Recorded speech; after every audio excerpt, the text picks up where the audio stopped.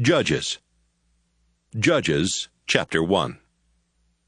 After the death of Joshua, the Israelites asked the Lord, "Which of our tribes should attack the Canaanites first?" "Judah," the Lord answered. "I'll help them take the land." The people of Judah went to their relatives, the Simeon tribe, and said, "Canaanites live in the land God gave us. Help us fight them, and we will help you." Troops from Simeon came to help Judah. Together they attacked an army of 10,000 Canaanites and Perizzites at Bezek, and the Lord helped Judah defeat them. During the battle, Judah's army found out where the king of Bezek was, and they attacked there. Bezek tried to escape, but soldiers from Judah caught him. They cut off his thumbs and big toes, and he said, "I've cut off the thumbs and big toes of 70 kings, and made those kings crawl around under my table for scraps of food. Now God is paying me back." The army of Judah took the king of Bezek along with them to Jerusalem, where he died. They attacked Jerusalem, captured it, killed everyone who lived there, and then burned it to the ground. Judah's army fought the Canaanites who lived in the hill country, the southern desert, and the foothills to the west. After that, they attacked the Canaanites who lived at Hebron, defeating the 3 clans called Sheshai, Ahiman, and Talmai. At that time, Hebron was called Kiriath Arba. From Hebron, Judah's army went to attack Debir, which at that time was called Kiriath Sepher. Caleb told his troops, "The man who captures Kiriath Sepher can marry my daughter Aksah." Caleb's nephew Othniel captured Kiriath Sepher, so Caleb let him marry Aksah. Othniel was the son of Caleb's younger brother Kenaz. Right after the wedding, Aksah started telling Othniel that he ought to ask her father for a field. She went to see her father, and while she was getting down from her donkey, Caleb asked, "What's bothering you?" She answered, "I need your help. The land you gave me is in the southern desert, so please give me some spring-fed ponds for a water supply." Caleb gave her a couple of small ponds, named Higher Pond and Lower Pond.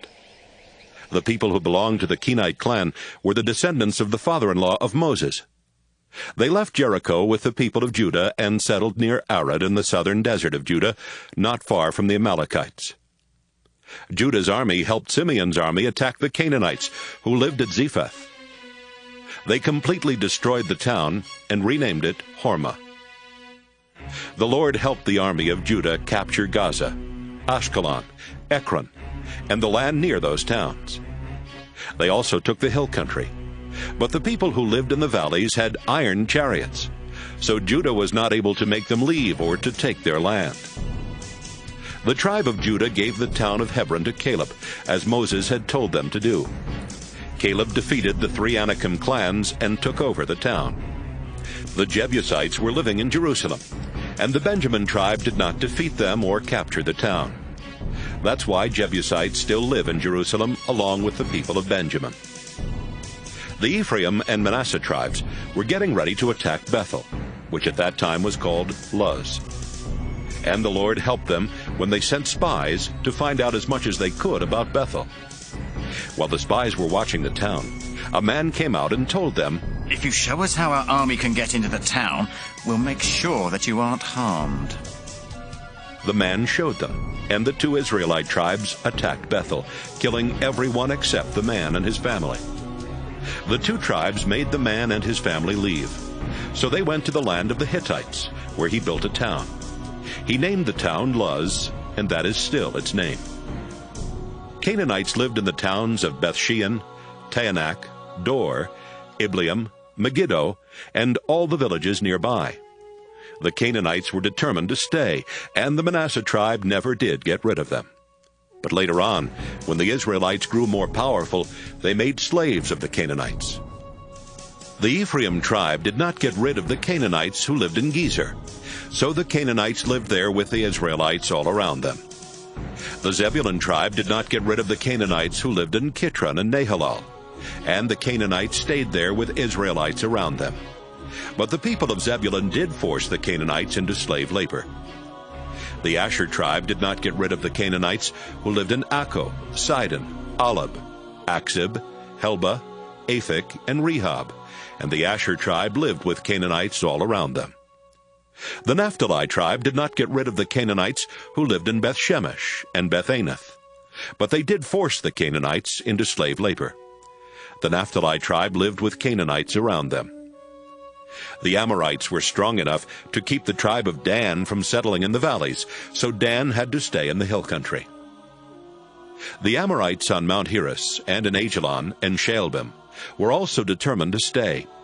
Later on, as Ephraim and Manasseh grew more powerful, they forced those Amorites into slave labor. The old Amorite-Edomite border used to go from Selah through Scorpion Pass into the hill country. Judges chapter 2. The Lord's angel went from Gilgal to Bochim, and gave the Israelites this message from the Lord. I promised your ancestors that I would give this land to their families, and I brought your people here from Egypt. We made an agreement that I promised never to break, and you promised not to make any peace treaties with the other nations that live in the land.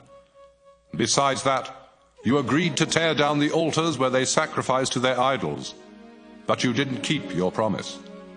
And so, I'll stop helping you defeat your enemies. Instead, they will be there to trap you into worshipping their idols. The Israelites started crying loudly, and they offered sacrifices to the Lord. From then on, they called that place Crying. Joshua had been faithful to the Lord, and after Joshua sent the Israelites to take the land they had been promised, they remained faithful to the Lord until Joshua died at the age of 110. He was buried on his land in Timnath-Heres, in the hill country of Ephraim, north of Mount Gaash. Even though Joshua was gone, the Israelites were faithful to the Lord during the lifetime of those men who had been leaders with Joshua, and who had seen the wonderful things the Lord had done for Israel. After a while, the people of Joshua's generation died, and the next generation did not know the Lord or any of the things he had done for Israel. The Lord had brought their ancestors out of Egypt, and they had worshipped him. But now the Israelites stopped worshiping the Lord, and worshipped the idols of Baal and Astarte, as well as the idols of other gods from nearby nations. The Lord was so angry at the Israelites that he let other nations raid Israel and steal their crops and other possessions. Enemies were everywhere, and the Lord always let them defeat Israel in battle. The Lord had warned Israel he would do this, and now the Israelites were miserable. From time to time, the Lord would choose special leaders known as judges. These judges would lead the Israelites into battle and defeat the enemies that made raids on them. In years gone by, the Israelites had been faithful to the Lord. But now they were quick to be unfaithful and to refuse even to listen to these judges. The Israelites would disobey the Lord, and instead of worshiping him, they would worship other gods. When enemies made life miserable for the Israelites, the Lord would feel sorry for them. He would choose a judge and help that judge rescue Israel from its enemies. The Lord would be kind to Israel as long as that judge lived. But afterwards, the Israelites would become even more sinful than their ancestors had been. The Israelites were stubborn. They simply would not stop worshiping other gods or following the teachings of other religions. The Lord was angry with Israel and said, The Israelites have broken the agreement I made with their ancestors. They won't obey me, so I'll stop helping them defeat their enemies. Israel still had a lot of enemies when Joshua died, and I'm going to let those enemies stay. I'll use them to test Israel, because then I can find out if Israel will worship and obey me as their ancestors did. That's why the Lord had not let Joshua get rid of all those enemy nations right away. Judges chapter 3. And the Lord had another reason for letting these enemies stay. The Israelites needed to learn how to fight in war just as their ancestors had done. Each new generation would have to learn by fighting the Philistines and their 5 rulers, as well as the Canaanites, the Sidonians, and the Hivites that lived in the Lebanon mountains from Mount Baal Hermon to Hamath Pass. Moses had told the Israelites what the Lord had commanded them to do, and now the Lord was using these nations to find out if Israel would obey. But they refused. And it was because of the Canaanites, Hittites, Amorites, Perizzites, Hivites, and Jebusites who lived all around them. Some of the Israelites married the people of these nations, and that's how they started worshiping foreign gods. The Israelites sinned against the Lord by forgetting him and worshiping idols of Baal and Astarte.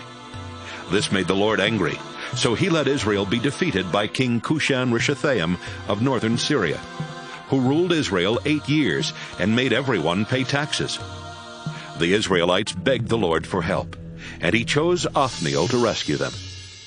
Othniel was the son of Caleb's younger brother Kenaz. The Spirit of the Lord took control of Othniel, and he led Israel in a war against Cushan-Rishathaim.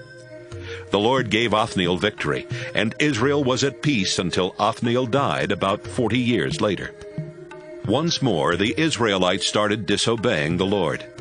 So he let them be defeated by King Eglon of Moab, who had joined forces with the Ammonites and the Amalekites to attack Israel.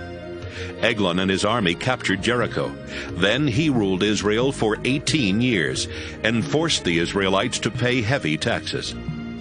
The Israelites begged the Lord for help, and the Lord chose Ehud from the Benjamin tribe to rescue them. They put Ehud in charge of taking the taxes to King Eglon. But before Ehud went, he made a double-edged dagger. Ehud was left-handed, so he strapped the dagger to his right thigh, where it would be hidden under his robes.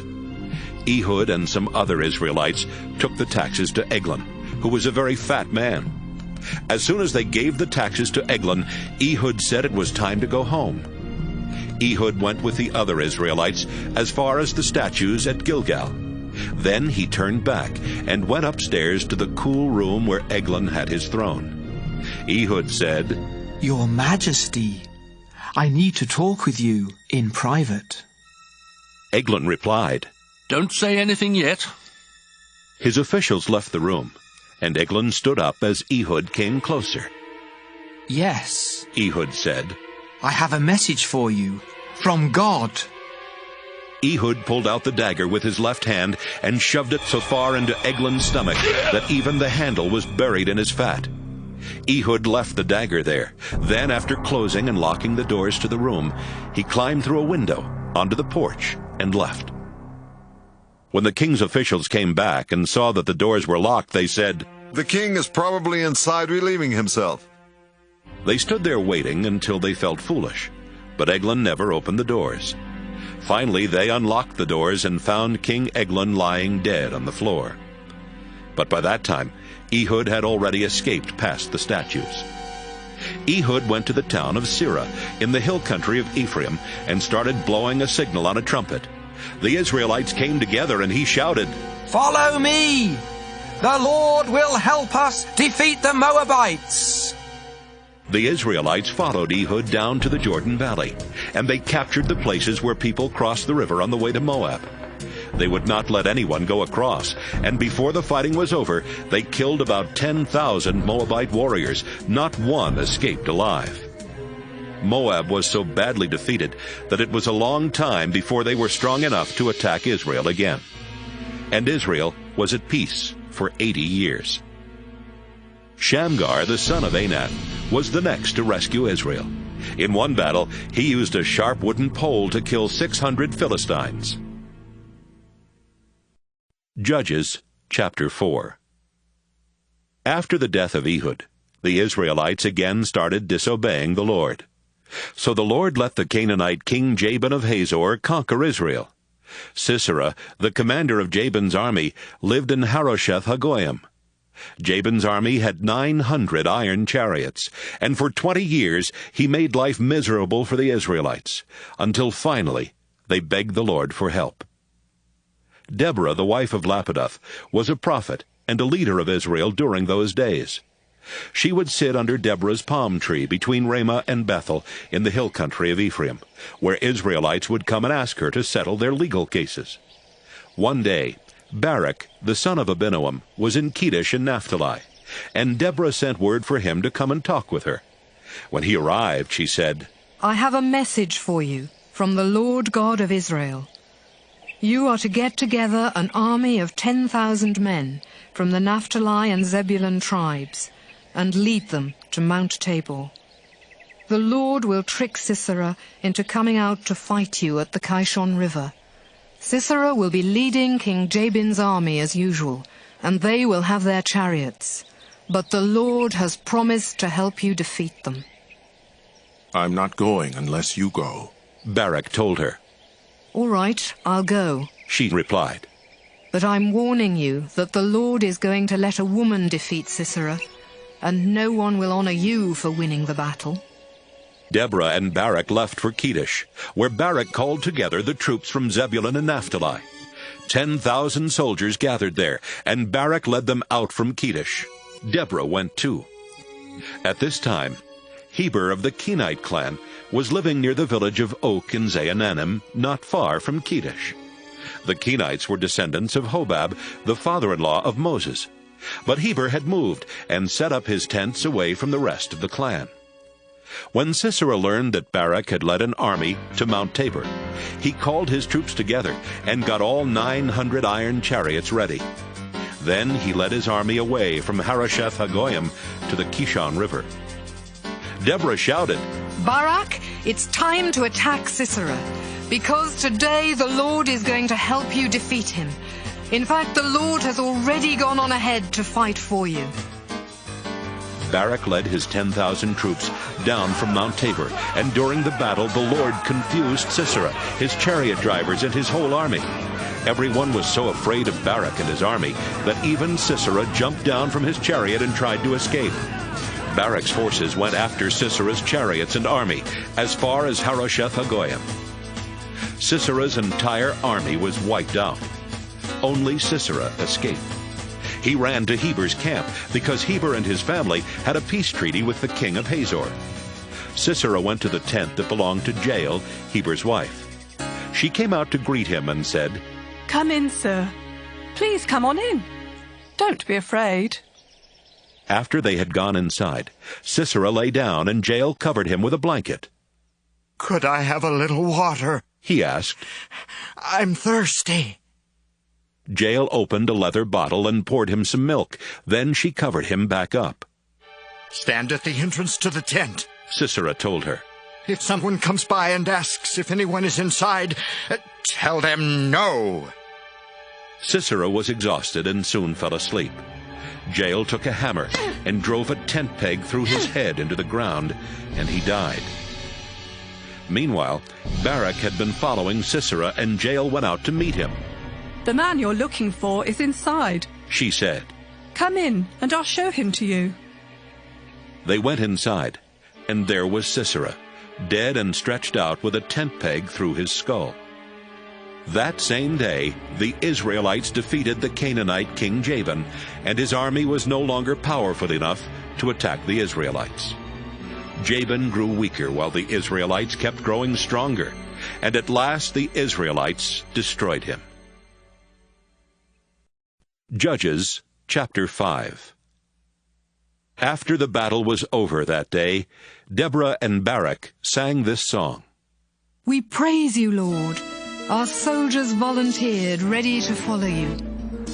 Listen, kings and rulers, while I sing for the Lord, the God of Israel. Our Lord God of Israel, when you came from Seir, where the Edomites live, rain poured from the sky. The earth trembled and mountains shook. In the time of Shamgar, son of Anath, and now again in Jael's time, roads were too dangerous for caravans. Travelers had to take the back roads, and villagers couldn't work in their fields. Then Deborah took command, protecting Israel as a mother protects her children. The Israelites worshipped other gods, and the gates of their towns were then attacked.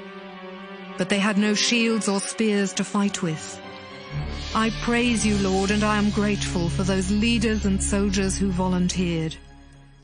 Listen, everyone, whether you ride a donkey with a padded saddle or have to walk, even those who carry water to the animals will tell you, the Lord has won victories, and so has Israel. Then the Lord's people marched down to the town gates and said, Deborah, let's go. Let's sing as we march. Barak, capture our enemies. The Lord's people who were left joined with their leaders and fought at my side. Troops came from Ephraim, where Amalekites once lived. Others came from Benjamin. Officers and leaders came from Machir and Zebulun. The rulers of Issachar came along with Deborah, and Issachar joined Barak into the valley. But the tribe of Reuben was no help at all. Reuben, why did you stay among your sheep pens? Was it to listen to shepherds whistling for their sheep? No one could figure out why Reuben wouldn't come. The people of Gilead stayed across the Jordan. Why did the tribe of Dan remain on their ships and the tribe of Asher stay along the coast near the harbors? But soldiers of Zebulun and Naphtali risked their lives to attack the enemy. Canaanite kings fought us at Taanach by the stream near Megiddo, but they couldn't rob us of our silver. From their pathways in the sky, the stars fought Sisera, and his soldiers were swept away by the ancient Kishon River. I will march on and be brave. Sisera's horses galloped off, their hoofs thundering in retreat. The Lord's angel said, "Put a curse on Mirah's town. Its people refuse to help the Lord fight his powerful enemies." But honor Jael, the wife of Heber from the Kenite clan. Give more honor to her than to any other woman who lives in tents. Yes, give more honor to her than to any other woman. Sisera asked for water, but Jael gave him milk. Cream in a fancy cup. She reached for a tent peg and held a hammer in her right hand, and with a blow to the head she crushed his skull. Sisera sank to his knees and fell dead at her feet. Sisera's mother looked out through her window. "Why is he taking so long?" she asked. "Why haven't we heard his chariots coming?" She and her wisest women gave the same answer. Sisera and his troops are finding treasures to bring back, a woman or maybe two for each man, and beautiful dresses for those women to wear.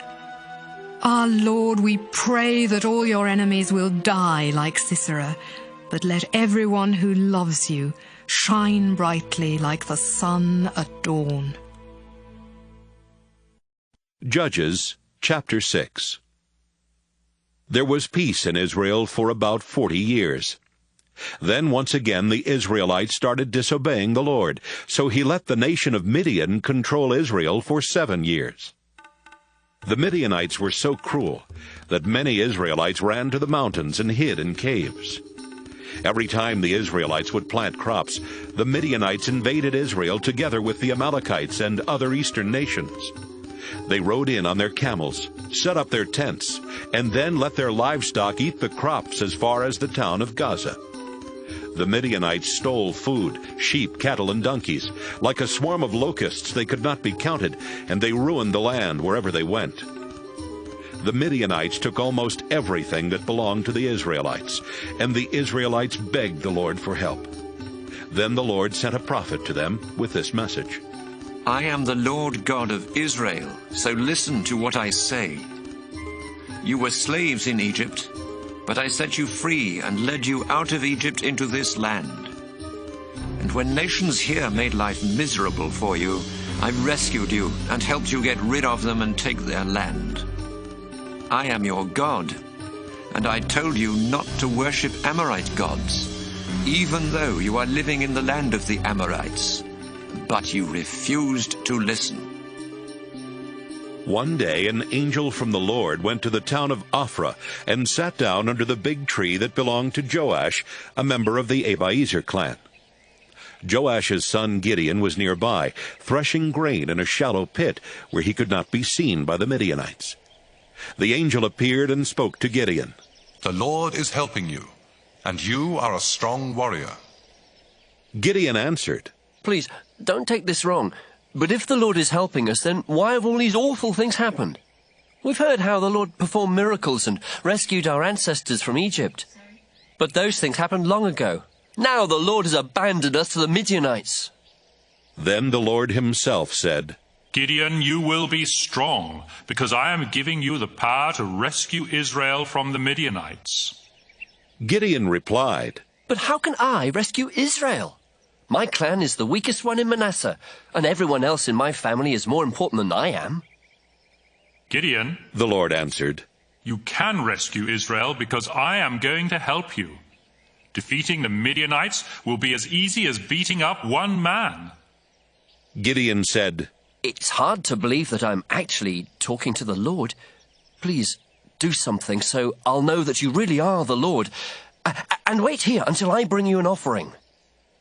"All right, I'll wait," the Lord answered. Gideon went home and killed a young goat, then started boiling the meat. Next, he opened a big sack of flour and made it into thin bread. When the meat was done, he put it in a basket and poured the broth into a clay cooking pot. He took the meat, the broth, and the bread and placed them under the big tree. God's angel said, "Gideon, put the meat and the bread on this rock, and pour the broth over them." Gideon did as he was told. The angel was holding a walking stick, and he touched the meat and the bread with the end of the stick. Flames jumped from the rock and burned up the meat and the bread. When Gideon looked, the angel was gone. Gideon realized that he had seen one of the Lord's angels. "Oh," he moaned. "Now I'm going to die." "Calm down," the Lord told Gideon. "There is nothing to be afraid of. You are not going to die." Gideon built an altar for worshiping the Lord and called it "The Lord Calms Our Fears." It still stands there in Ophrah, a town in the territory of the Abiezer clan. That night, the Lord spoke to Gideon again. "Get your father's second-best bull, the one that's 7 years old. Use it to pull down the altar where your father worships Baal and cut down the sacred pole next to the altar. Then build an altar for worshipping me on the highest part of the hill where your town is built. Use layers of stone for my altar, not just a pile of rocks. Cut up the wood from the pole, make a fire, kill the bull, and burn it as a sacrifice to me." Gideon chose 10 of his servants to help him, and they did everything God had said. But since Gideon was afraid of his family and the other people in town, he did it all at night.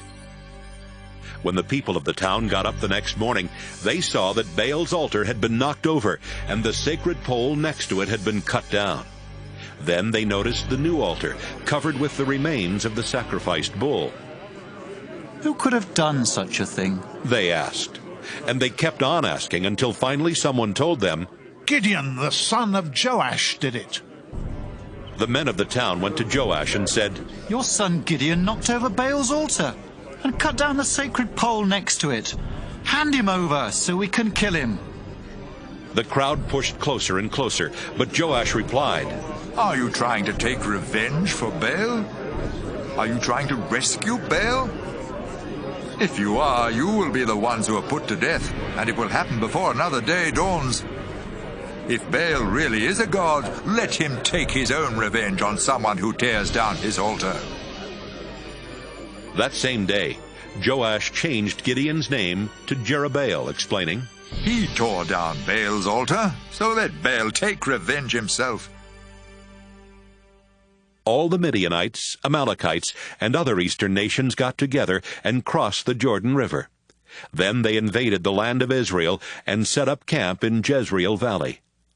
The Lord's Spirit took control of Gideon, and Gideon blew a signal on a trumpet to tell the men in the Abiezer clan to follow him. He also sent messengers to the tribes of Manasseh, Asher, Zebulun, and Naphtali, telling the men of these tribes to come and join his army. Then they set out toward the enemy camp. Gideon prayed to God. "I know that you promised to help me rescue Israel, but I need proof. Tonight I'll put some wool on the stone floor of that threshing floor over there. If you really will help me rescue Israel, then tomorrow morning let there be dew on the wool, but let the stone floor be dry." And that's just what happened. Early the next morning, Gideon got up and checked the wool. He squeezed out enough water to fill a bowl. But Gideon prayed to God again. "Don't be angry at me," Gideon said. "Let me try this just one more time, so I'll really be sure you'll help me. Only this time, let the wool be dry and the stone floor be wet with dew." That night, God made the stone floor wet with dew, but he kept the wool dry. Judges, chapter 7. Early the next morning, Gideon and his army got up and moved their camp to Fear Spring. The Midianite camp was to the north, in the valley at the foot of Morah Hill. The Lord said, Gideon, your army is too big. I can't let you win with this many soldiers. The Israelites would think that they had won the battle all by themselves, and that I didn't have anything to do with it. So call your troops together and tell them that anyone who is really afraid can leave Mount Gilead and go home. 22,000 men returned home, leaving Gideon with only 10,000 soldiers. Gideon, the Lord said, you still have too many soldiers. Take them down to the spring and I'll test them. I'll tell you which ones can go along with you and which ones must go back home. When Gideon led his army down to the spring, the Lord told him, watch how each man gets a drink of water, then divide them into 2 groups, those who lap the water like a dog and those who kneel down to drink. 300 men scooped up water in their hands and lapped it, and the rest knelt to get a drink. The Lord said, Gideon, your army will be made up of everyone who lapped the water from their hands. Send the others home. I'm going to rescue Israel by helping you and your army of 300 defeat the Midianites. Then Gideon gave these orders. You 300 men stay here. The rest of you may go home, but leave your food and trumpets with us. Gideon's army camp was on top of a hill overlooking the Midianite camp in the valley. That night, the Lord said to Gideon, get up, attack the Midianite camp. I am going to let you defeat them. But if you're still afraid, you and your servant Purah should sneak down to their camp.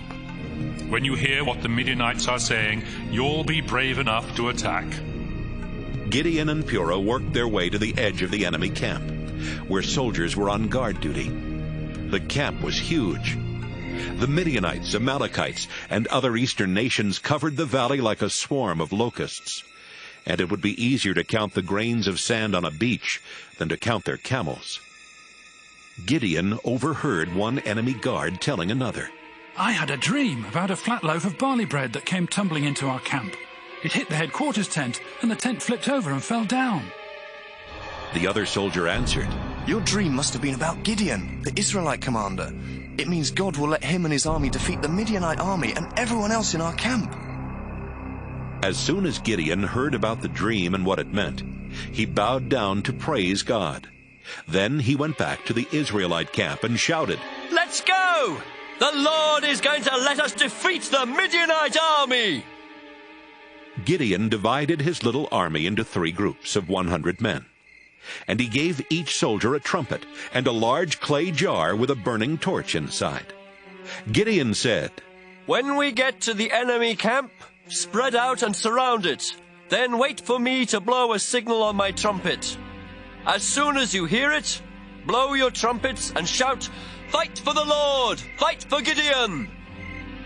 Gideon and his group reached the edge of the enemy camp a few hours after dark, just after the new guards had come on duty.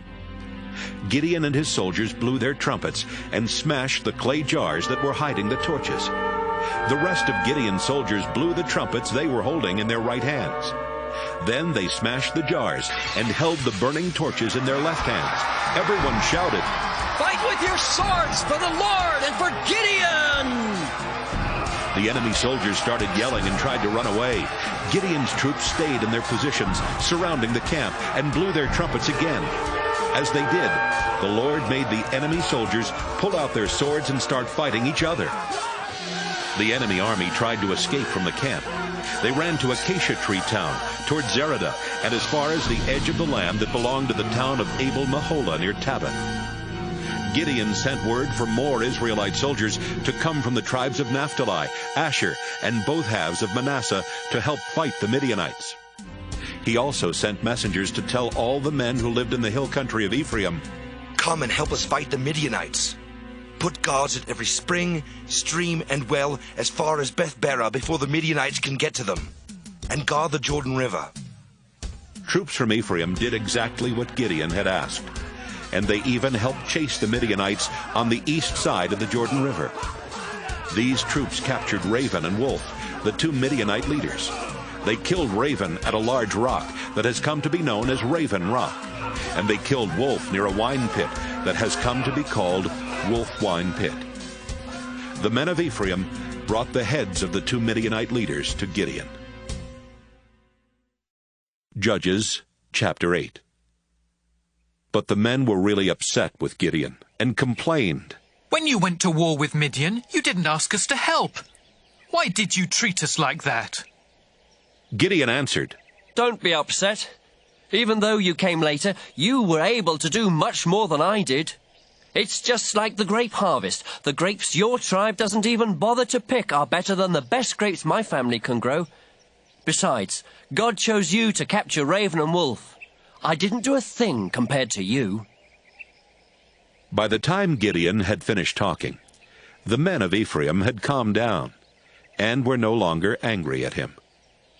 After Gideon and his 300 troops had chased the Midianites as far as the Jordan River, they were exhausted.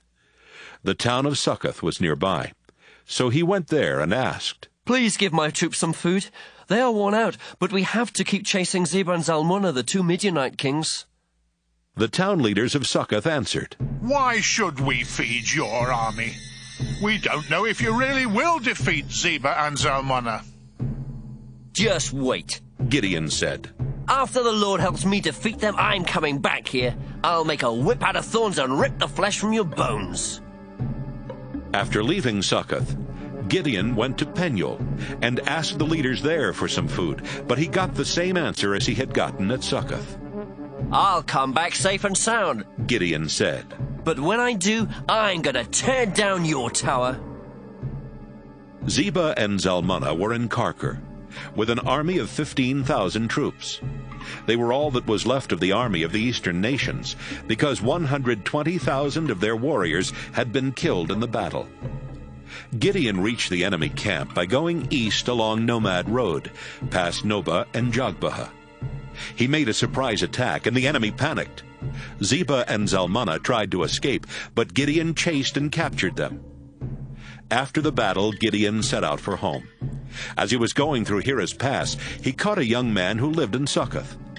Gideon asked him who the town officials of Succoth were, and the young man wrote down 77 names. Gideon went to the town officials and said, Here are Zebah and Zalmunna. Remember how you made fun of me? You said, We don't know if you really will defeat those 2 Midianite kings, so why should we feed your worn-out army? Gideon made a whip from thorn plants and used it to beat the town officials. Afterwards, he went to Penuel, where he tore down the tower and killed all the town officials there. Then Gideon said, Zebah and Zalmunna, tell me about the men you killed at Tabor. They were a lot like you, the 2 kings answered. They were dignified, almost like royalty. They were my very own brothers, Gideon said. I swear by the living Lord that if you had let them live, I would let you live. Gideon turned to Jether, his oldest son. Kill them, Gideon said. But Jether was young, and he was too afraid to even pull out his sword. What's the matter, Gideon? Zebah and Zalmunna asked. Do it yourself if you're not too much of a coward. Gideon jumped up and killed them both. Then he took the fancy gold ornaments from the necks of their camels. After the battle with the Midianites, the Israelites said, Gideon, you rescued us. Now we want you to be our king. Then after your death, your son and then your grandson will rule. No, Gideon replied. I won't be your king, and my son won't be king either. Only the Lord is your ruler, but I will ask you to do one thing. Give me all the earrings you took from the enemy. The enemy soldiers had been Ishmaelites, and they wore gold earrings. The Israelite soldiers replied, Of course, we'll give you the earrings. Then they spread out a robe on the ground and tossed the earrings on it. The total weight of this gold was over 40 pounds. In addition, there was gold from the camels' ornaments and from the beautiful jewelry worn by the Midianite kings. Gideon also took their purple robes. Gideon returned to his home in Ophrah and had the gold made into a statue, which the Israelites soon started worshipping. They became unfaithful to God, and even Gideon and his family were trapped into worshiping the statue. The Midianites had been defeated so badly that they were no longer strong enough to attack Israel, and so Israel was at peace for the remaining 40 years of Gideon's life. Gideon had many wives and 70 sons. He even had a wife who lived at Shechem. They had a son, and Gideon named him Abimelech. Gideon lived to be an old man, and when he died, he was buried in the family tomb in his hometown of Ophrah, which belonged to the Abiezer clan. Soon after Gideon's death, the Israelites turned their backs on God again. They set up idols of Baal and worshipped Baal-berith as their god. The Israelites forgot that the Lord was their God, and that He had rescued them from the enemies who lived around them. Besides all that, the Israelites were unkind to Gideon's family, even though Gideon had done so much for Israel. Judges, chapter 9. Abimelech, the son of Gideon, went to Shechem. While there, he met with his mother's relatives and told them to say to the leaders of Shechem, "Do you think it would be good to have all 70 of Gideon's sons ruling us? Wouldn't you rather have just one man be king? Abimelech would make a good king, and he's related to us." Abimelech's uncles talked it over with the leaders of Shechem, who agreed. "Yes, it would be better for one of our relatives to be king." Then they gave Abimelech 70 pieces of silver from the temple of their god Baal-berith. Abimelech used the silver to hire a gang of rough soldiers who would do anything for money. Abimelech and his soldiers went to his father's home in Ophrah and brought out Gideon's other sons to a large rock, where they murdered all 70. Gideon's youngest son Jotham hid from the soldiers, but he was the only one who escaped. The leaders of Shechem, including the priests and the military officers, met at the tree next to the sacred rock in Shechem to crown Abimelech king. Jotham heard what they were doing, so he climbed to the top of Mount Gerizim and shouted down to the people who were there at the meeting, "Leaders of Shechem, listen to me, and maybe God will listen to you.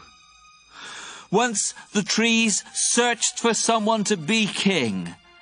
They asked the olive tree, 'Will you be our king?' But the olive tree replied, 'My oil brings honor to people and gods. I won't stop making oil just to have my branches wave above the other trees.' Then they asked the fig tree, 'Will you be our king?' But the fig tree replied, 'I won't stop growing my delicious fruit just to have my branches wave above the other trees.' Next they asked the grapevine, 'Will you be our king?' But the grapevine replied, 'My wine brings cheer to people and gods. I won't stop making wine just to have my branches wave above the other trees.' Finally, they went to the thorn bush and asked, 'Will you be our king?' The thorn bush replied, 'If you really want me to be your king, then come into my shade and I will protect you. But if you're deceiving me, I'll start a fire that will spread out and destroy the cedars of Lebanon.' After Jotham had finished telling this story, he said, 'My father Gideon risked his life for you when he fought to rescue you from the Midianites. Did you reward Gideon by being kind to his family? No, you did not. You attacked his family and killed all 70 of his sons on that rock. And was it right to make Abimelech your king? He's merely the son of my father's slave girl. But just because he's your relative, you made him king of Shechem. So, you leaders of Shechem, if you treated Gideon and his family the way you should have, then I hope you and Abimelech will make each other very happy. But if it was wrong to treat Gideon and his family the way you did, then I pray that Abimelech will destroy you with fire. And I pray that you will do the same to him.' Jotham ran off and went to live in the town of Beer, where he could be safe from his brother Abimelech. Abimelech had been a military commander of Israel for 3 years when God decided to punish him and the leaders of Shechem for killing Gideon's 70 sons. So God turned the leaders of Shechem against Abimelech. Then they sent some men to hide on the hilltops and watch for Abimelech and his troops, while they sent others to rob everyone that went by on the road. But Abimelech found out what they were doing. One day, Gaal, son of Ebed, went to live in Shechem. His brothers moved there too, and soon the leaders of Shechem started trusting him. The time came for the grape harvest, and the people of Shechem went into their vineyards and picked the grapes. They put the grapes in their wine pits and walked on them to squeeze out the juice in order to make wine. Then they went into the temple of their god and threw a big party. There was a lot of eating and drinking, and before long they were cursing Abimelech. Gaal said, Hamor was the founder of Shechem, and one of his descendants should be our ruler. But Abimelech's father was Gideon, so Abimelech isn't really one of us. He shouldn't be our king, and we shouldn't have to obey him or Zebul, who rules Shechem, for him. If I were the ruler of Shechem, I'd get rid of that Abimelech. I'd tell him, get yourself an even bigger army, and we will still defeat you. Zebul was angry when he found out what Gaal had said, and so he sent some messengers to Abimelech. But they had to pretend to be doing something else, or they would not have been allowed to leave Shechem. Zebul told the messengers to say, Gaal, the son of Ebed, has come to Shechem along with his brothers, and they have persuaded the people to let Gaal rule Shechem instead of you. This is what I think you should do. Lead your army here during the night and hide in the fields. Get up the next morning at sunrise and rush out of your hiding places to attack the town. Gaal and his followers will come out to fight you, but you will easily defeat them. So one night, Abimelech led his soldiers to Shechem. He divided them into 4 groups, and they all hid near the town. The next morning, Gaal went out and stood in the opening of the town gate. Abimelech and his soldiers left their hiding places, and Gaal saw them. Zebul was standing there with Gaal, and Gaal remarked, Zebul, that looks like a crowd of people coming down from the mountaintops. No, Zebul answered. It's just the shadows of the mountains. It only looks like people moving. But Zebul, look over there, Gaal said. There's a crowd coming down from the sacred mountain, and another group is coming along the road from the tree where people talk with the spirits of the dead. Then Zebul replied, What good is all your bragging now? You were the one who said Abimelech shouldn't be the ruler of Shechem. Out there is the army that you made fun of. So go out and fight them. Gaal and the leaders of Shechem went out and fought Abimelech. Soon the people of Shechem turned and ran back into the town. However, Abimelech and his troops were close behind and killed many of them along the way. Abimelech stayed at Arumah, and Zebul forced Gaal and his brothers out of Shechem. The next morning, the people of Shechem were getting ready to work in their fields as usual, but someone told Abimelech about it. Abimelech divided his army into 3 groups and set up an ambush in the fields near Shechem. When the people came out of the town, he and his army rushed out from their hiding places and attacked. Abimelech and the troops with him ran to the town gate and took control of it, while 2 other groups attacked and killed the people who were in the fields. He and his troops fought in Shechem all day until they had killed everyone in town. Then he and his men tore down the houses and buildings and scattered salt everywhere. Earlier that day, the leaders of the temple of El-Berith at Shechem had heard about the attack. So they went into the temple fortress. But Abimelech found out where they were. He led his troops to Mount Zalmon, where he took an axe and chopped off a tree branch. He lifted the branch onto his shoulder and shouted, Hurry! Cut off a branch just as I did! When they all had branches, they followed Abimelech back to Shechem. They piled the branches against the fortress and set them on fire, burning down the fortress and killing about 1,000 men and women. After destroying Shechem, Abimelech went to Thebez. He surrounded the town and captured it. But there was a tall fortress in the middle of the town, and the town leaders and everyone else went inside. Then they barred the gates and went up to the flat roof. Abimelech and his army rushed to the fortress and tried to force their way inside. Abimelech himself was about to set the heavy wooden doors on fire when a woman on the roof dropped a large rock on his head and cracked his skull. The soldier who carried his weapons was nearby, and Abimelech told him, "Take out your sword and kill me. I don't want people to say that I was killed by a woman." So the soldier ran his sword through Abimelech. And when the Israelite soldiers saw that their leader was dead, they went back home.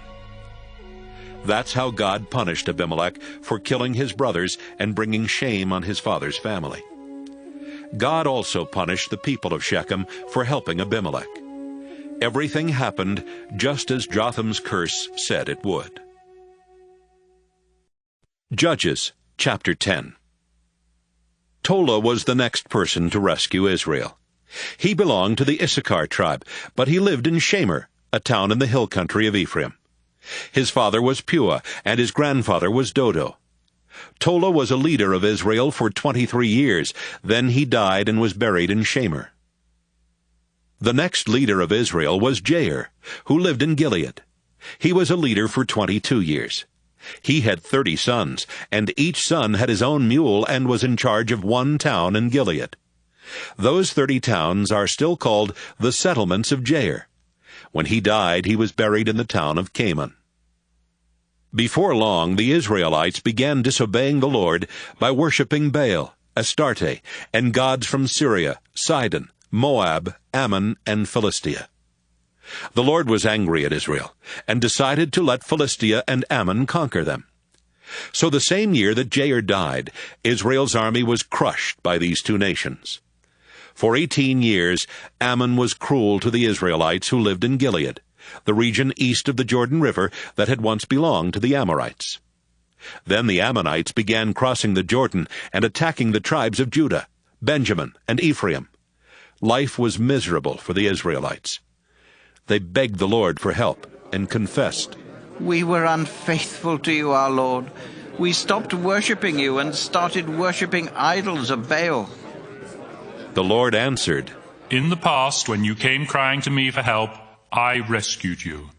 At one time or another, I've rescued you from the Egyptians, the Amorites, the Ammonites, the Philistines, the Sidonians, the Amalekites, and the Maonites.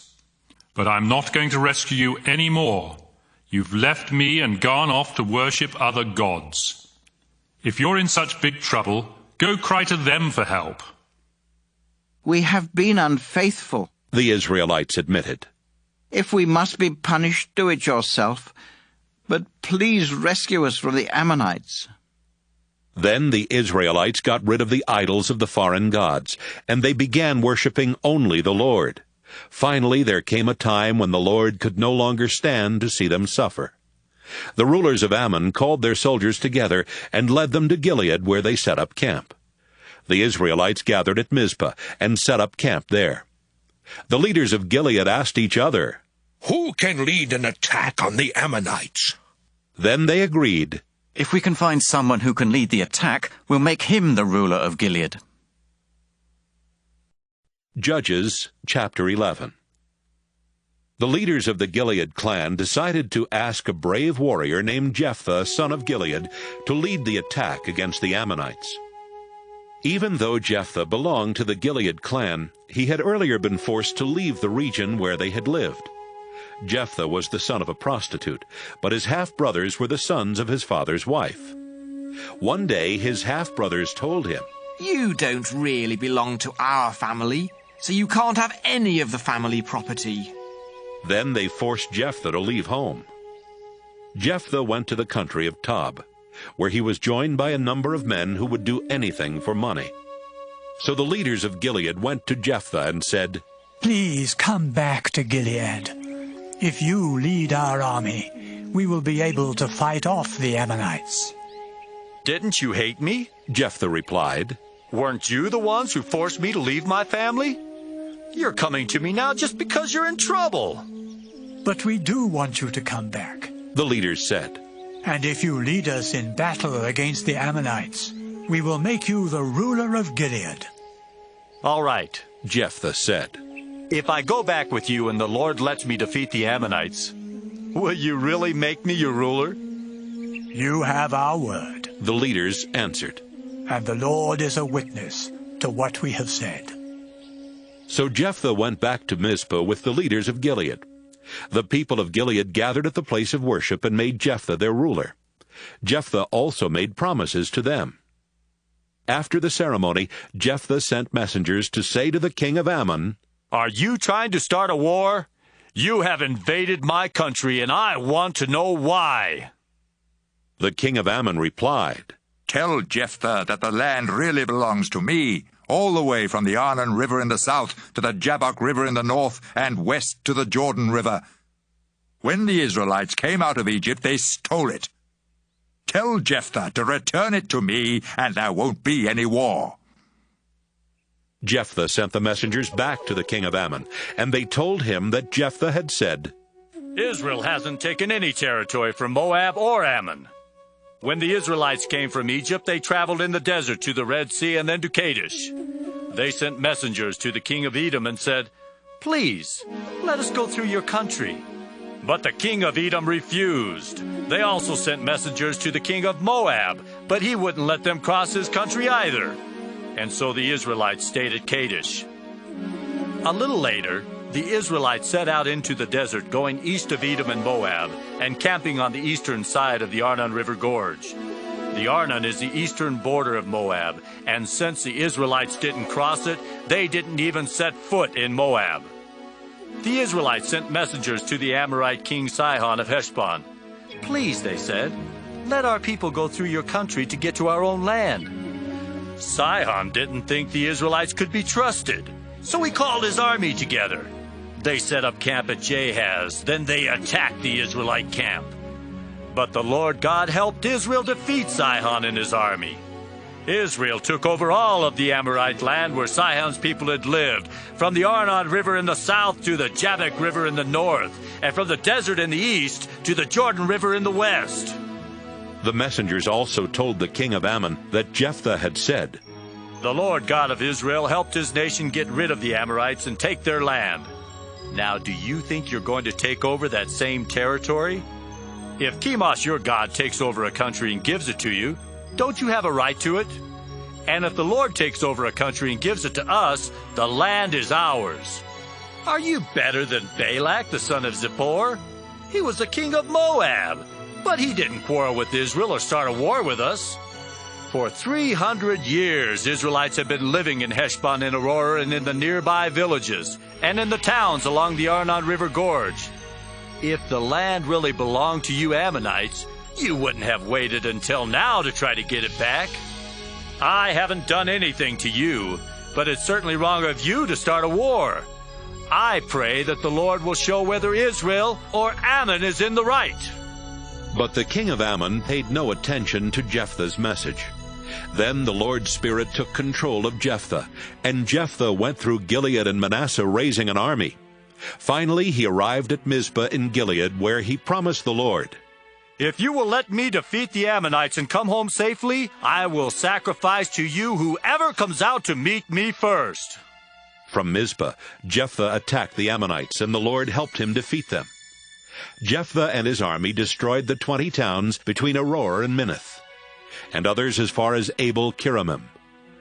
After that, the Ammonites could not invade Israel any more. When Jephthah returned to his home in Mizpah, the first one to meet him was his daughter. She was playing a tambourine and dancing to celebrate his victory, and she was his only child. "Oh," Jephthah cried. Then he tore his clothes in sorrow and said to his daughter, "I made a sacred promise to the Lord, and I must keep it. Your coming out to meet me has broken my heart." "Father," she said, "you made a sacred promise to the Lord, and he let you defeat the Ammonites. Now you must do what you promised, even if it means I must die. But first, please let me spend 2 months wandering in the hill country with my friends. We will cry together because I can never get married and have children." "Yes, you may have 2 months," Jephthah said. She and some other girls left, and for 2 months they wandered in the hill country, crying because she could never get married and have children. Then she went back to her father. He did what he had promised, and she never got married. That's why every year Israelite girls walk around for 4 days weeping for Jephthah's daughter. Judges chapter 12. The men of the Ephraim tribe got together an army and went across the Jordan River to Zaphon to meet with Jephthah. They said, "Why did you go to war with the Ammonites without asking us to help? Just for that, we're going to burn down your house with you inside." "But I did ask for your help," Jephthah answered. "That was back when the people of Gilead and I were having trouble with the Ammonites, and you wouldn't do a thing to help us. So, when we realized you weren't coming, we risked our lives and attacked the Ammonites, and the Lord let us defeat them. There's no reason for you to come here today to attack me." But the men from Ephraim said, "You people of Gilead are nothing more than refugees from Ephraim. You even live on land that belongs to the tribes of Ephraim and Manasseh." So Jephthah called together the army of Gilead. Then they attacked and defeated the army from Ephraim. The army of Gilead also posted guards at all the places where the soldiers from Ephraim could cross the Jordan River to return to their own land. Whenever one of the men from Ephraim would try to cross the river, the guards would say, "Are you from Ephraim?" "No," the man would answer. "I'm not from Ephraim." The guards would then tell them to say Shibboleth, because they knew that people of Ephraim could say Sibboleth, but not Shibboleth. If the man said Sibboleth, the guards would grab him and kill him right there. Altogether, 42,000 men from Ephraim were killed in the battle and at the Jordan. Jephthah was a leader of Israel for 6 years before he died and was buried in his hometown Mizpah in Gilead. Ibzan, the next leader of Israel, came from Bethlehem. He had 30 daughters and 30 sons, and he let them all marry outside his clan. Ibzan was a leader for 7 years before he died and was buried in Bethlehem. Elon from the Zebulun tribe was the next leader of Israel. He was a leader for 10 years before he died and was buried in Ajalon that belonged to the Zebulun tribe. Abdon, the son of Hillel, was the next leader of Israel. He had 40 sons and 30 grandsons, and each one of them had his own donkey. Abdon was a leader for 8 years before he died and was buried in his hometown of Pirathon, which is located in the part of the hill country of Ephraim where Amalekites used to live. Judges chapter 13. Once again the Israelites started disobeying the Lord, so he let the Philistines take control of Israel for 40 years. Manoah from the tribe of Dan lived in the town of Zorah. His wife was not able to have children, but one day an angel from the Lord appeared to her and said, "You have never been able to have any children, but very soon you will be pregnant and have a son. He will belong to God from the day he is born, so his hair must never be cut. And even before he is born, you must not drink any wine or beer or eat any food forbidden by God's laws. Your son will begin to set Israel free from the Philistines," the angel said. She went to Manoah and said, "A prophet who looked like an angel of God came and talked to me. I was so frightened that I didn't even ask where he was from. He didn't tell me his name, but he did say that I'm going to have a baby boy. I'm not supposed to drink any wine or beer or eat any food forbidden by God's laws. Our son will belong to God for as long as he lives." Then Manoah prayed, "Our Lord, please send that prophet again and let him tell us what to do for the son we are going to have." God answered Manoah's prayer, and the angel went back to Manoah's wife while she was resting in the fields. Manoah wasn't there at the time, so she found him and said, "That same man is here again. He's the one I saw the other day." Manoah went with his wife and asked the man, "Are you the one who spoke to my wife?" "Yes, I am," he answered. Manoah then asked, "When your promise comes true, what rules must he obey and what will be his work?" "Your wife must be careful to do everything I told her," the Lord's angel answered. "She must not eat or drink anything made from grapes. She must not drink wine or beer or eat anything forbidden by God's laws. I told her exactly what to do. Please, Manoah said, stay here with us for just a little while, and we'll fix a young goat for you to eat. Manoah didn't realize that he was really talking to one of the Lord's angels. The angel answered, I can stay for a little while, although I won't eat any of your food. But if you would like to offer the goat as a sacrifice to the Lord, that would be fine. Manoah said, Tell us your name, so we can honor you after our son is born.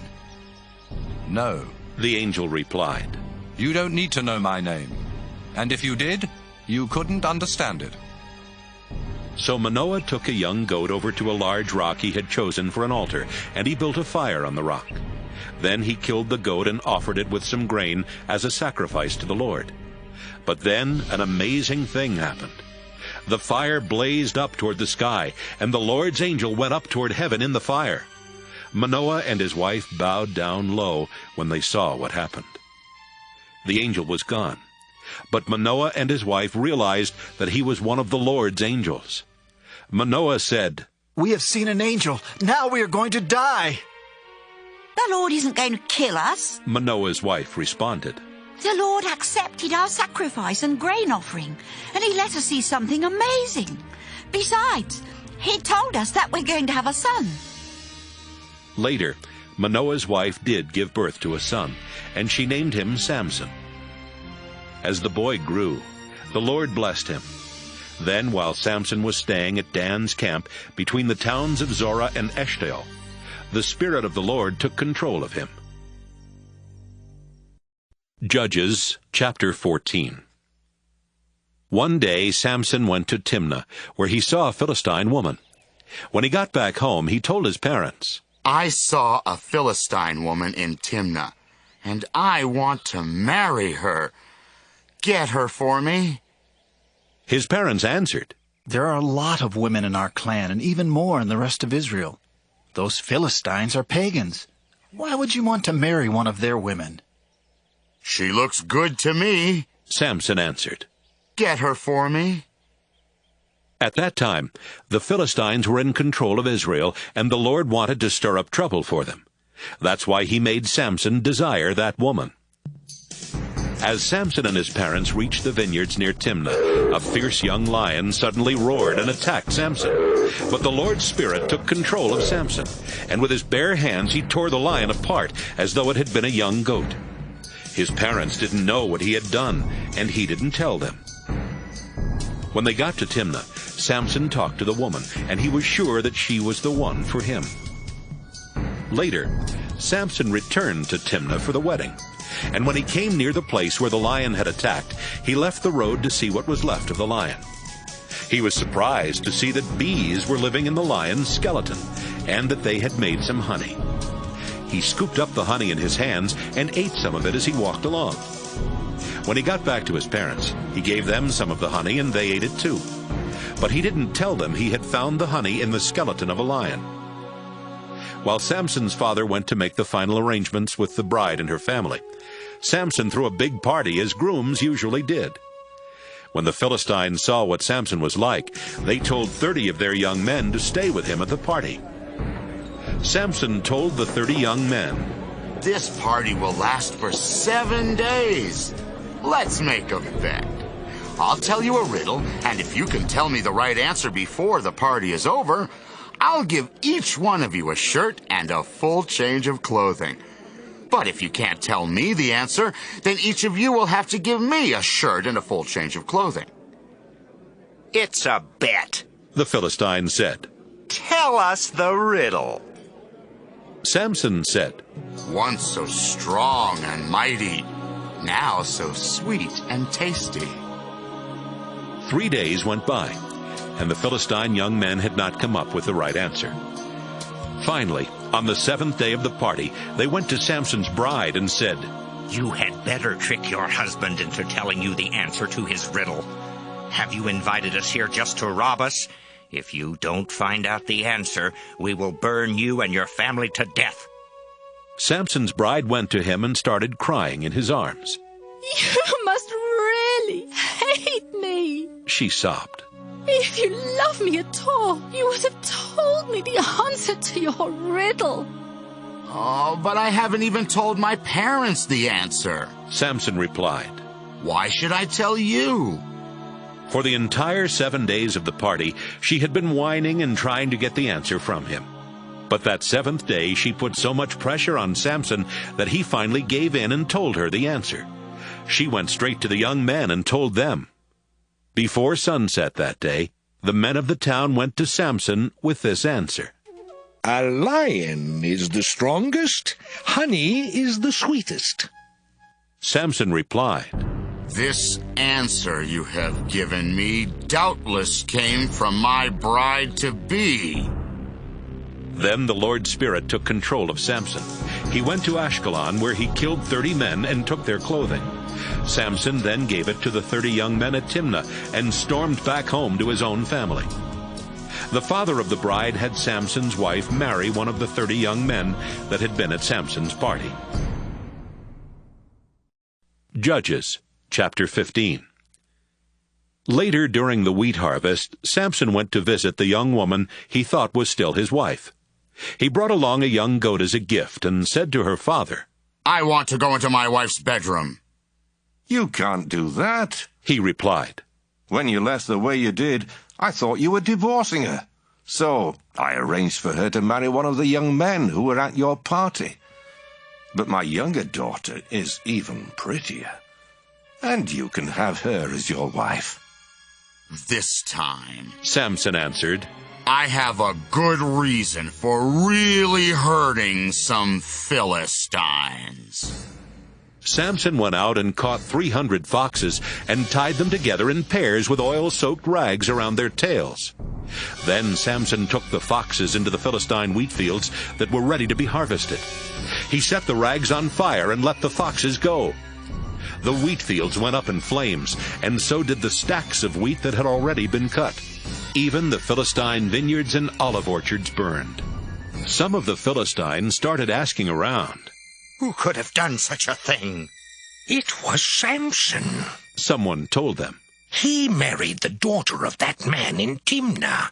But then the man gave Samson's wife to one of the men at the wedding. The Philistines' leaders went to Timnah and burned to death Samson's wife and her father. When Samson found out what they had done, he went to them and said, You killed them, and I won't rest until I get even with you. Then Samson started hacking them to pieces with his sword. Samson left Philistia and went to live in the cave at Etam Rock. But it wasn't long before the Philistines invaded Judah and set up a huge army camp at Jawbone. The people of Judah asked, Why have you invaded our land? The Philistines answered, We've come to get Samson. We're going to do the same things to him that he did to our people. 3,000 men from Judah went to the cave at Etam Rock and said to Samson, Don't you know that the Philistines rule us and they will punish us for what you did? I was only getting even with them, Samson replied. They did the same things to me first. We came here to tie you up and turn you over to them, said the men of Judah. I won't put up a fight, Samson answered. But you have to promise not to hurt me yourselves. We promise, the men said. We will only tie you up and turn you over to the Philistines. We won't kill you. Then they tied up his hands and arms with 2 brand-new ropes and led him away from Etam Rock. When the Philistines saw that Samson was being brought to their camp at Jawbone, they started shouting and ran toward him. But the Lord's Spirit took control of Samson, and Samson broke the ropes as though they were pieces of burnt cloth. Samson glanced around and spotted the jawbone of a donkey. The jawbone had not yet dried out, so it was still hard and heavy. Samson grabbed it and started hitting Philistines. He killed 1,000 of them. After the fighting was over, he made up this poem about what he had done to the Philistines. I used a donkey's jawbone to kill 1,000 men. I beat them with this jawbone over and over again. Samson tossed the jawbone on the ground and decided to call the place Jawbone Hill. It is still called that today. Samson was so thirsty that he prayed, Our Lord, you helped me win a battle against a whole army. Please don't let me die of thirst now. Those heathen Philistines will carry off my dead body. Samson was tired and weary, but God sent water gushing from a rock.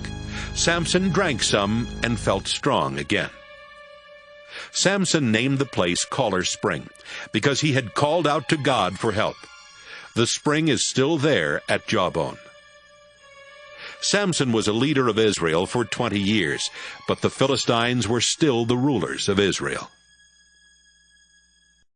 Judges chapter 16. One day while Samson was in Gaza, he saw a prostitute and went to her house to spend the night.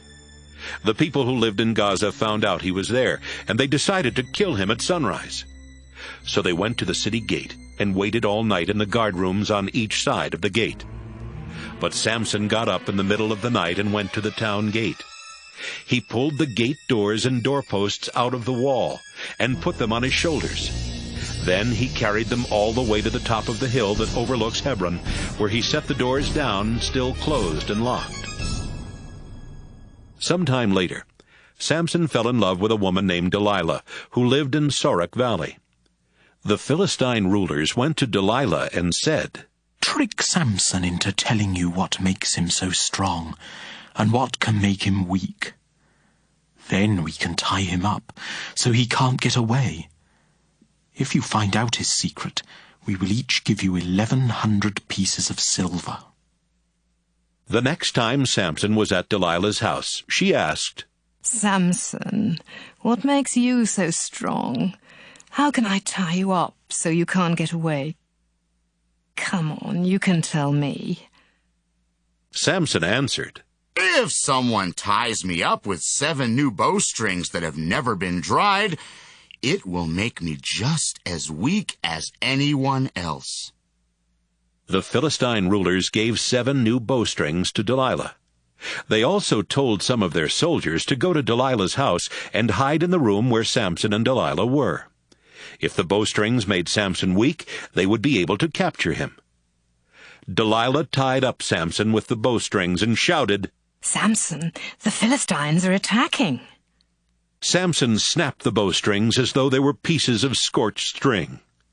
The Philistines had not found out why Samson was so strong.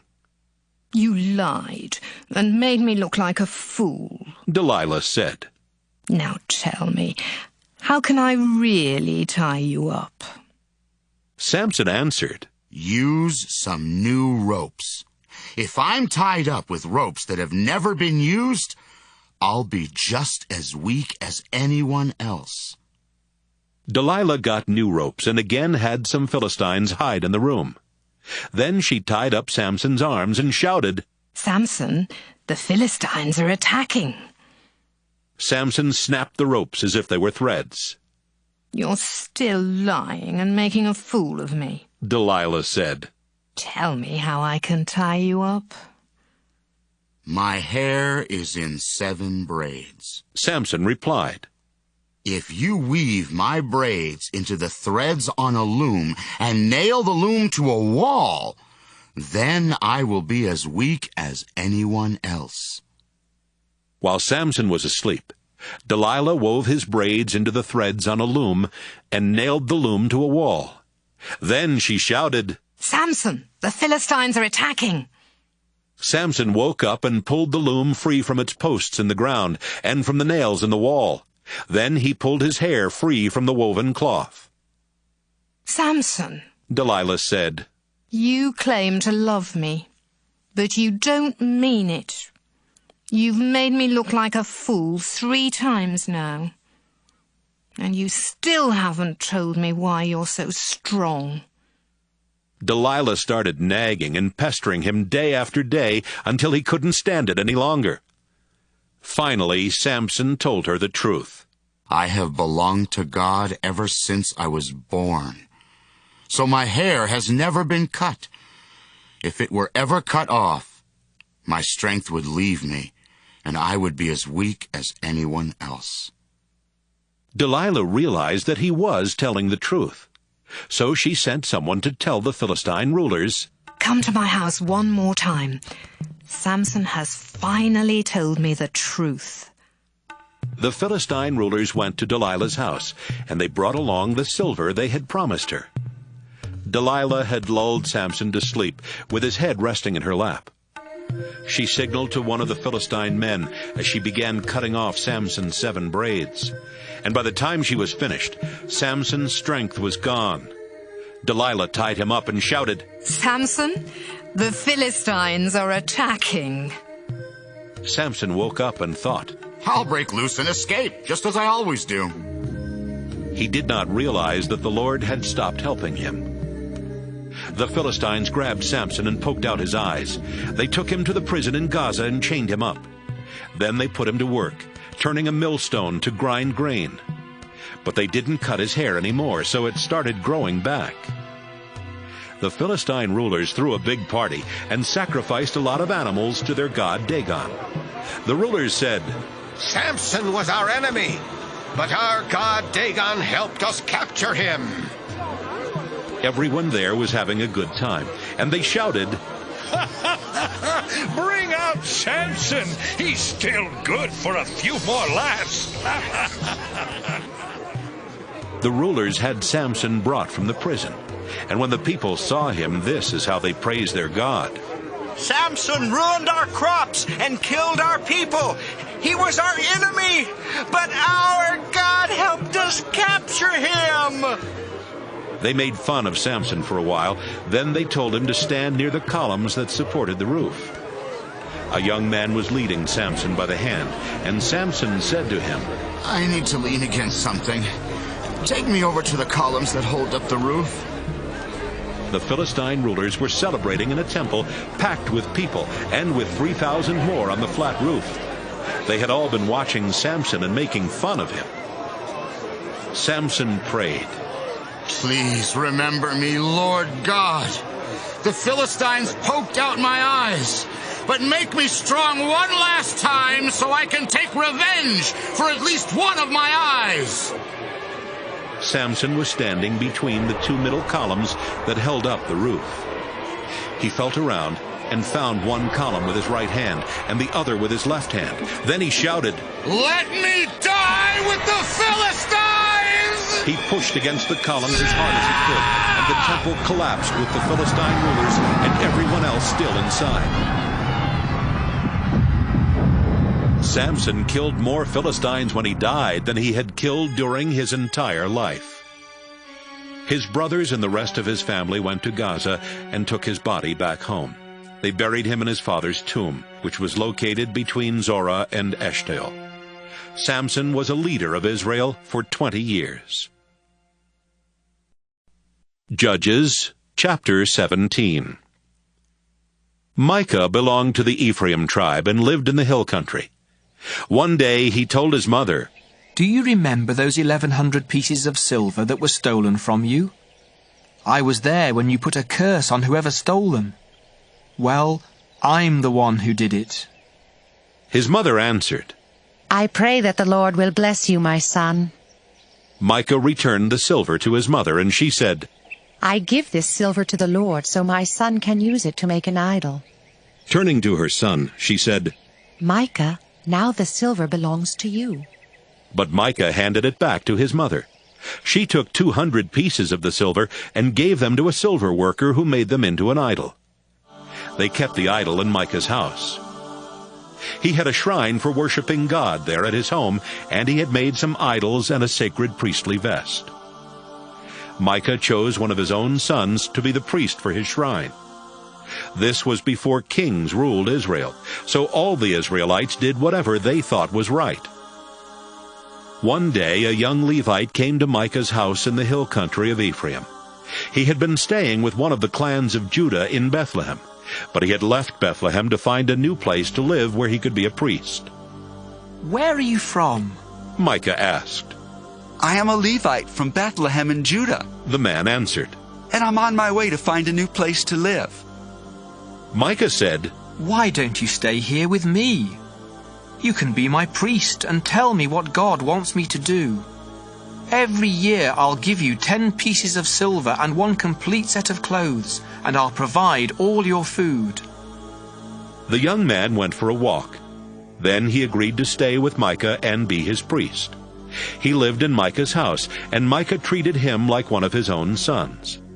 Micah said, "I have a Levite as my own priest.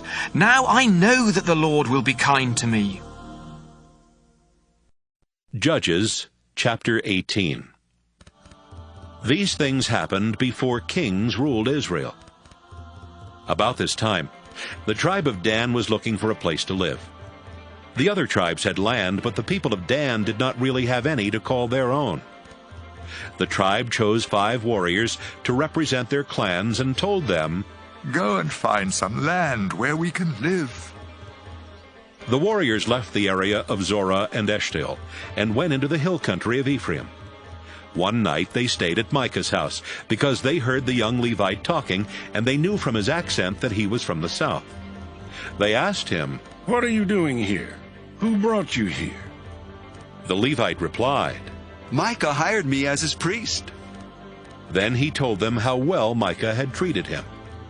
"Please, talk to God for us," the men said. "Ask God if we will be successful in what we are trying to do." "Don't worry," answered the priest. "The Lord is pleased with what you are doing." The 5 men left and went to the town of Laish, whose people were from Sidon, but Sidon was too far away to protect them. Even though their town had no walls, the people thought they were safe from attack, so they had not asked anyone else for protection, which meant that the tribe of Dan could easily take over Laish. The 5 men went back to Zorah and Eshtaol, where their relatives asked, "Did you find any land?" "Let's go," the 5 men said. "We saw some very good land with enough room for all of us, and it has everything we'll ever need. What are you waiting for? Let's attack and take it. You'll find that the people think they're safe, but God is giving the land to us." 600 men from the tribe of Dan strapped on their weapons and left Zorah and Eshtaol with their families. One night they camped near Kiriath-Jearim, in the territory of Judah, and that's why the place just west of Kiriath-Jearim is still known as Dan's camp. Then they went into the hill country of Ephraim. When they came close to Micah's house, the 5 men who had been spies asked the other warriors, "Did you know that someone in this village has several idols and a sacred priestly vest? What do you think we should do about it?"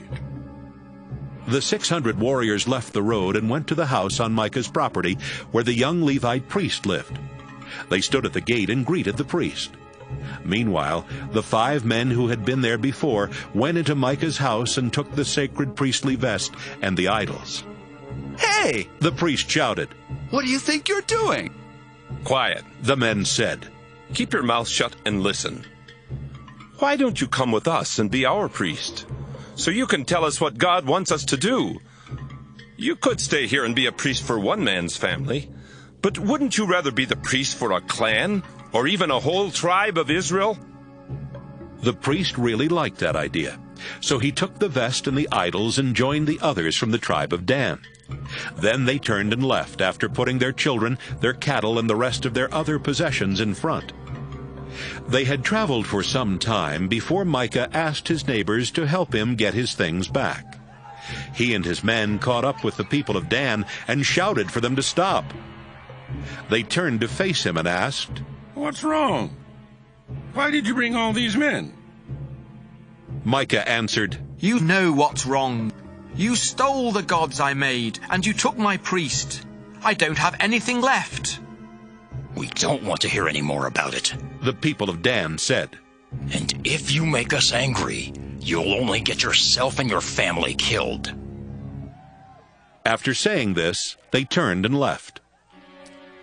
Micah realized there was no way he could win a fight with them, and so he went back home.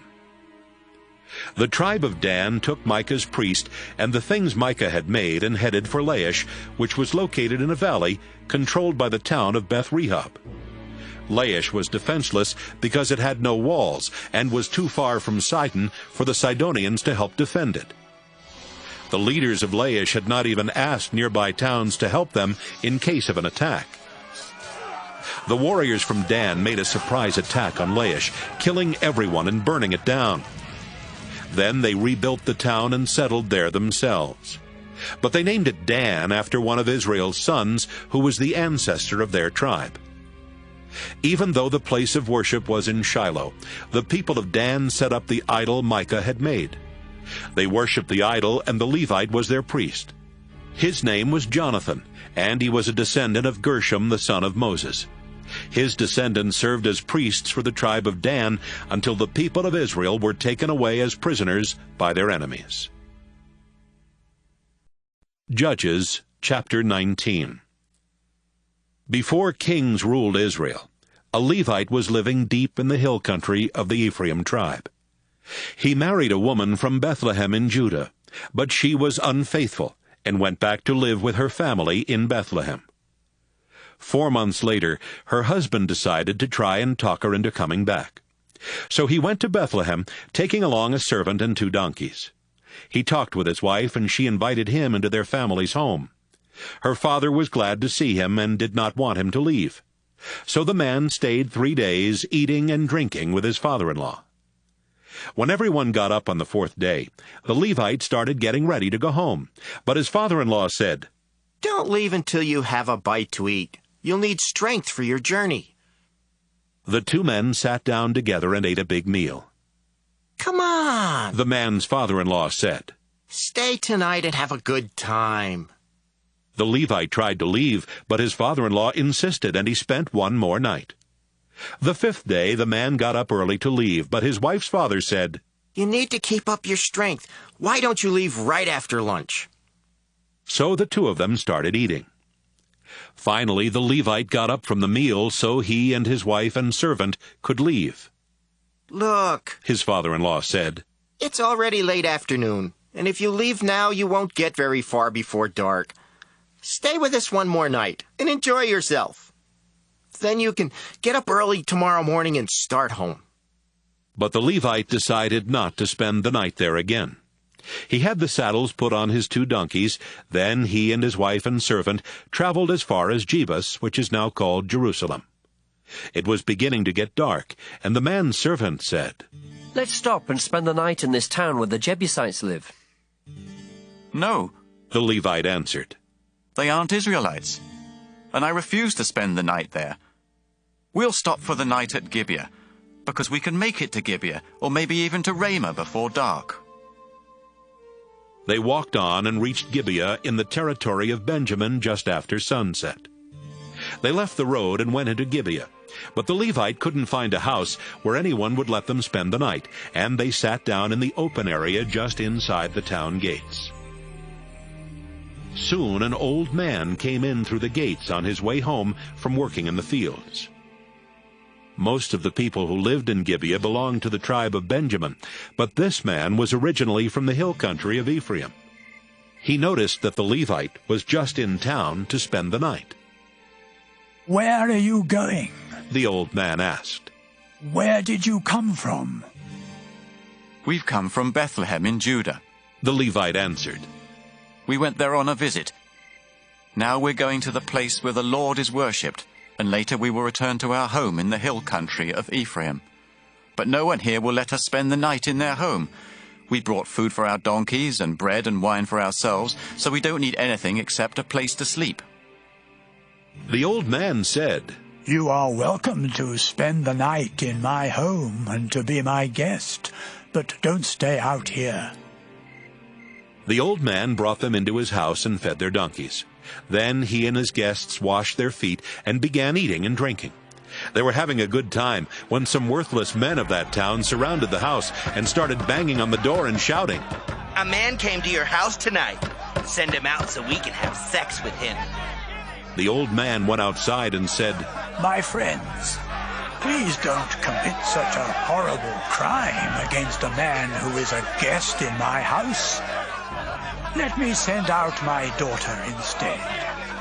She's a virgin, and I'll even send out the man's wife.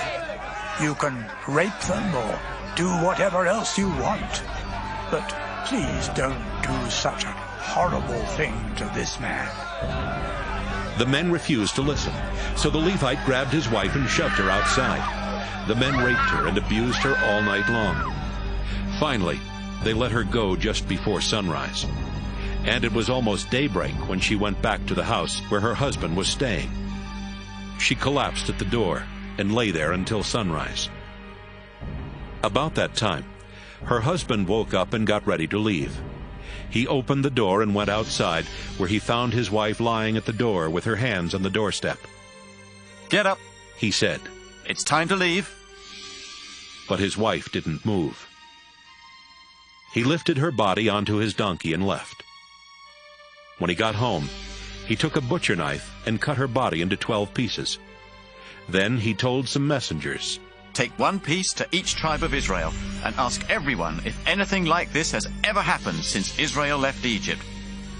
Tell them to think about it, talk it over, and tell us what should be done." Everyone who saw a piece of the body said, "This is horrible! Nothing like this has ever happened since the day Israel left Egypt." Judges chapter 20. The Israelites called a meeting of the nation, and since they were God's people, the meeting was held at the place of worship in Mizpah. Men who could serve as soldiers came from everywhere in Israel, from Dan in the north, Beersheba in the south, and Gilead east of the Jordan River. 400,000 of them came to Mizpah, and they each felt the same about what those men from the tribe of Benjamin had done. News about the meeting at Mizpah reached the tribe of Benjamin. As soon as the leaders of the tribes of Israel took their places, the Israelites said, "How could such a horrible thing happen?" The husband of the murdered woman answered, "My wife and I went into the town of Gibeah in Benjamin to spend the night.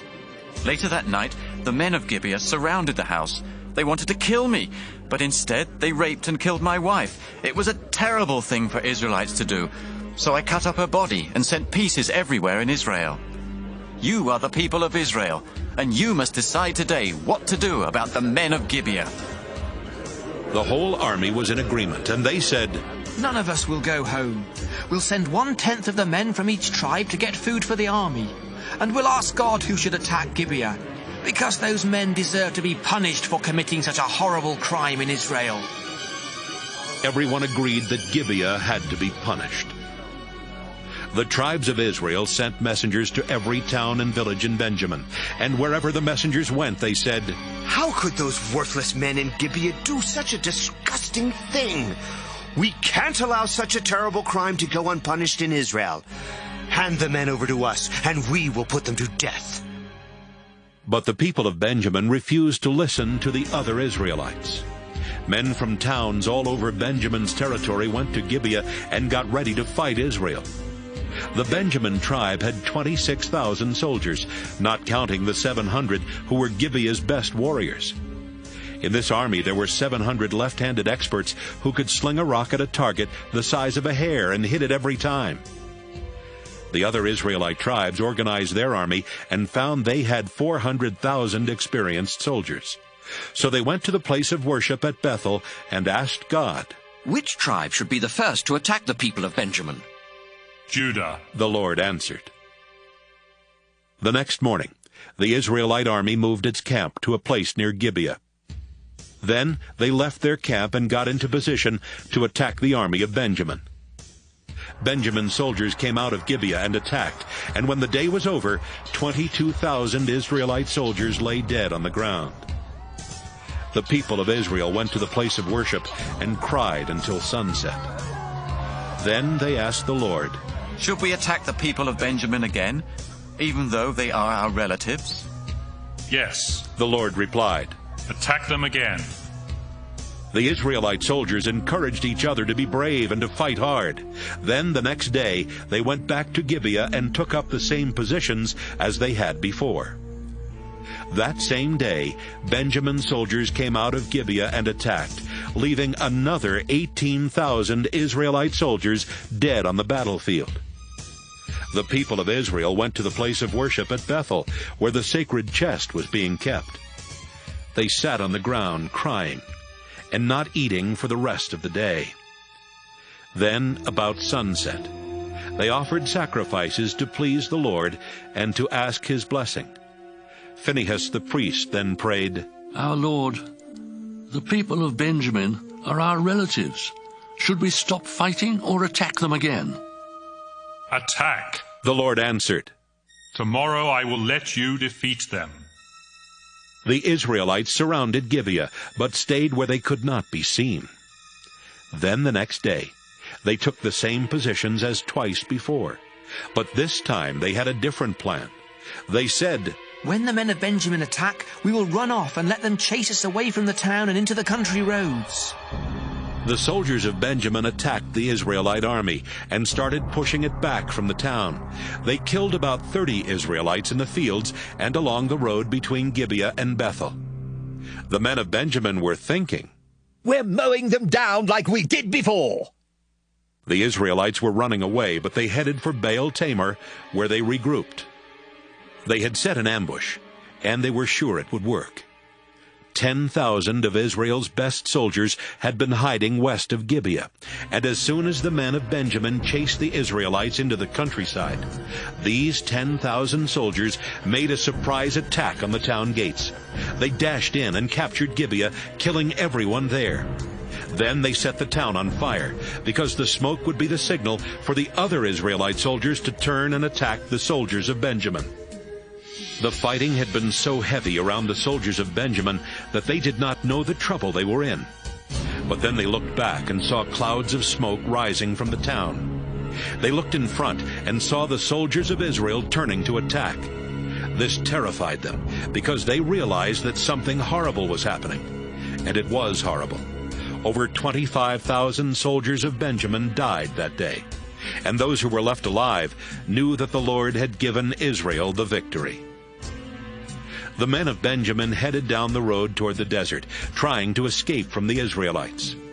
But the Israelites stayed right behind them, keeping up their attack.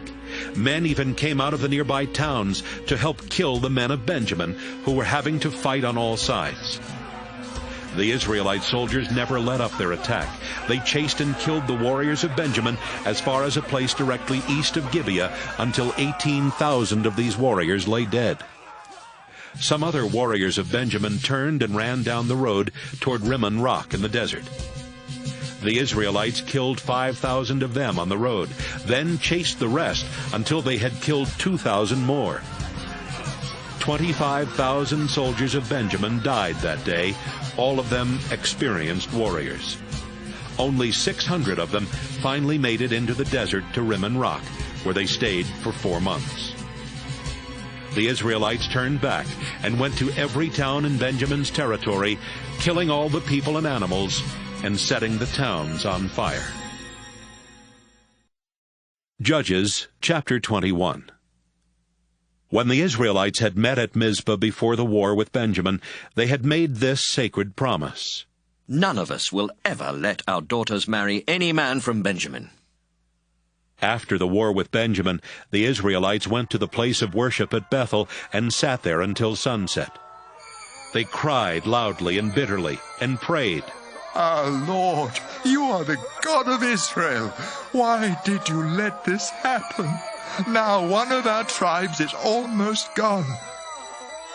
Early the next morning, the Israelites built an altar and offered sacrifices to please the Lord and to ask his blessing. Then they asked each other, Did any of the tribes of Israel fail to come to the place of worship? We made a sacred promise that anyone who didn't come to the meeting at Mizpah would be put to death. The Israelites were sad about what had happened to the Benjamin tribe. And they said, One of our tribes was almost wiped out. Only a few men of Benjamin weren't killed in the war. We need to get wives for them, so that the tribe won't completely disappear. But how can we do that after promising in the Lord's name that we wouldn't let them marry any of our daughters? Again the Israelites asked, Did any of the tribes stay away from the meeting at Mizpah?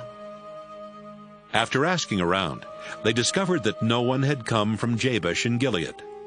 So they sent 12,000 warriors with these orders. Attack Jabesh in Gilead and kill everyone, except the women who have never been married. The warriors attacked Jabesh in Gilead and returned to their camp in Canaan with 400 young women. The Israelites met and sent messengers to the men of Benjamin at Rimmon Rock, telling them that the Israelites were willing to make peace with them. So the men of Benjamin came back from Rimmon Rock, and the Israelites let them marry the young women from Jabesh. But there weren't enough women. The Israelites were very sad, because the Lord had almost wiped out one of their tribes. Then their national leaders said, "All the women of the Benjamin tribe were killed. How can we get wives for the men of Benjamin who are left? If they don't have children, one of the Israelite tribes will die out. But we can't let the men of Benjamin marry any of our daughters. We made a sacred promise not to do that, and if we break our promise, we will be under our own curse." Then someone suggested, "What about the Lord's festival that takes place each year in Shiloh? It's held north of Bethel, south of Lebonah, and just east of the road that goes from Bethel to Shechem." The leaders told the men of Benjamin who still did not have wives, "Go to Shiloh and hide in the vineyards near the festival. Wait there for the young women of Shiloh to come out and perform their dances. Then rush out and grab one of the young women. Then take her home as your wife. If the fathers or brothers of these women complain about this, we'll say, 'Be kind enough to let those men keep your daughter.' After all, we couldn't get enough wives for all the men of Benjamin in the battle of Jabesh. And because you didn't give them permission to marry your daughters, you won't be under the curse we earlier agreed on." The men of Benjamin went to Shiloh and hid in the vineyards. The young women soon started dancing, and each man grabbed one of them and carried her off. Then the men of Benjamin went back to their own land and rebuilt their towns and started living in them again. Afterwards, the rest of the Israelites returned to their homes and families. In those days, Israel wasn't ruled by a king, and everyone did what they thought was right.